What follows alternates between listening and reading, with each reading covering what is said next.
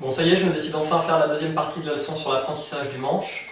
Donc je vais vous donner 2-3 petits trucs supplémentaires pour vous permettre de progressivement mieux apprendre à localiser les notes sur le manche de la guitare.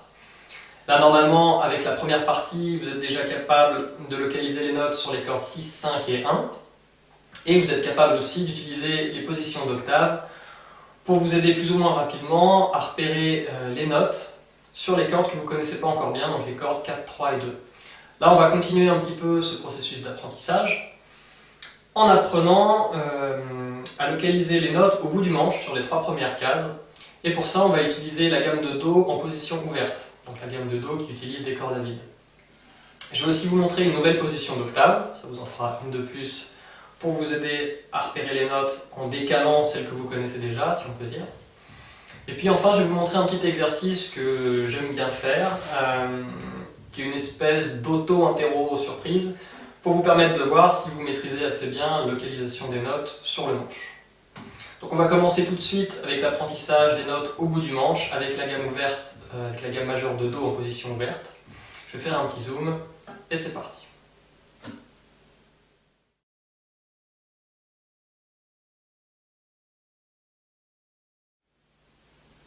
Ok, donc comme je disais dans l'intro, on va utiliser la gamme majeure de Do en position ouverte pour repérer les notes qu'on ne connaît pas encore sur les 3 premières cases de notre guitare. Normalement, vous connaissez déjà les 3 premières cases des cordes 6, 5 et 1, et vous connaissez aussi le nom de vos cordes à vide. Si ce n'est pas encore tout à fait maîtrisé, ça permettra de faire un rappel. On va commencer sur la note de Do, qui est, comme normalement vous le savez déjà, en case 3 de la 5e corde. On va la jouer avec le 3e doigt. Là, sur cette gamme-là, comme dans la plupart des gammes, on va garder le principe de un doigt par case. Donc quand on aura besoin de jouer la case 3, on utilisera le 3e doigt. Quand on aura besoin de jouer la case 2, on utilisera le 2e doigt. Et quand on aura besoin de jouer la case 1, peu importe la corde, on utilisera le 1er doigt. Donc là, on commence case 3 de la 5e corde sur un Do, et on le joue avec le 3e doigt. Pour avoir le Ré, on va jouer à vide la corde de Ré, donc la 4e corde. Case 2 de la 4e corde, on a le Mi. Un demi-ton au-dessus du Mi, donc une case plus vers la droite sur la même corde, on a le Fa. En dessous, on va jouer à vide la corde de Sol, donc la 3e corde pour avoir la note Sol. Un ton au-dessus, donc 2 cases vers la droite, donc en case 2 de la 3e corde, on va avoir le La. La 2e corde à vide nous donne une note de Si. Et un demi-ton au-dessus du Si, donc une case plus à droite, donc en case 1 de la 2e corde, on a un Do. Si en case 1 de 2e corde on a un Do, forcément un ton au-dessus, donc 2 cases plus à droite, donc en case 3 de la 2e corde on a un Ré. Do, Ré, Mi, Fa, Sol, La, Si, Do, Ré.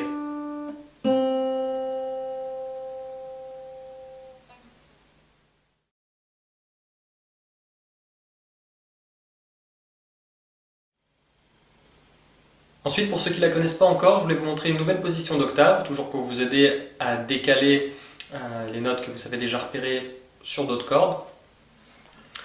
Donc on peut la prendre n'importe où sur le manche, là je vais partir de la note Ré, et la position d'octave nous donne ça. Donc là pour un Ré, je prends le Ré en case 5 de la 5e corde que je joue avec mon 3e doigt, et je trouve un Ré à l'octave en étant en case 3 de la 2e corde. Donc par rapport à mon premier Ré, le plus grave, je descends de 3 cordes vers les aigus, et je recule de 2 cases vers la gauche, donc dans les graves.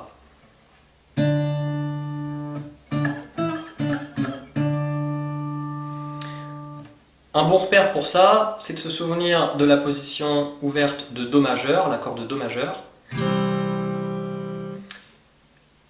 On a, avec le 3e doigt en case 3 de la 5e corde, un Do, la fondamentale, la note la plus grave de l'accord.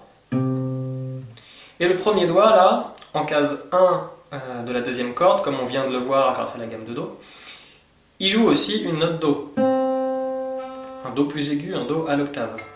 Donc si j'enlève ce doigt-là et qu'on gratte uniquement les cordes 5 et 2, on a cette fameuse position d'octave qu'on peut décaler partout sur le manche.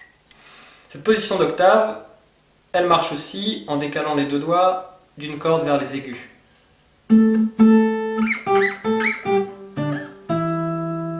Par contre, ça ne va plus marcher si on monte vers les graves.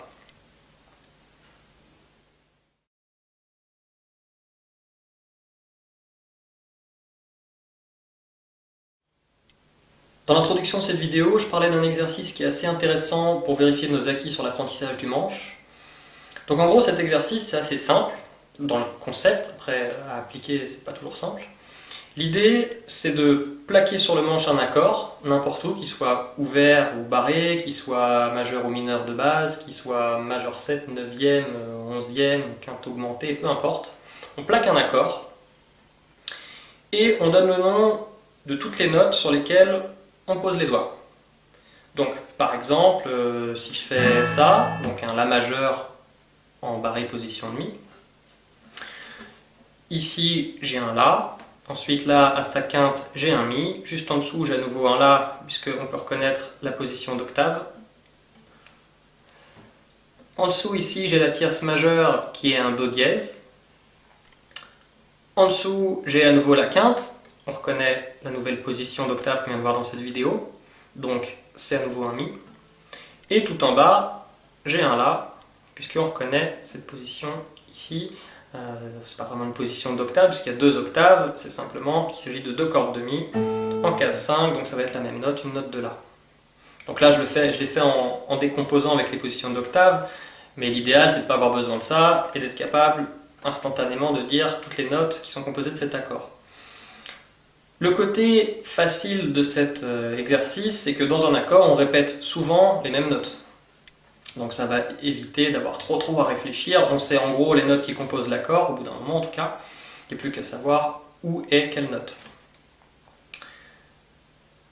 Une autre variante de cet exercice, c'est de faire le même principe, mais avec une gamme. Donc on va prendre une gamme simple, la pentatonique mineure, on va la prendre en La aussi. Et on va donner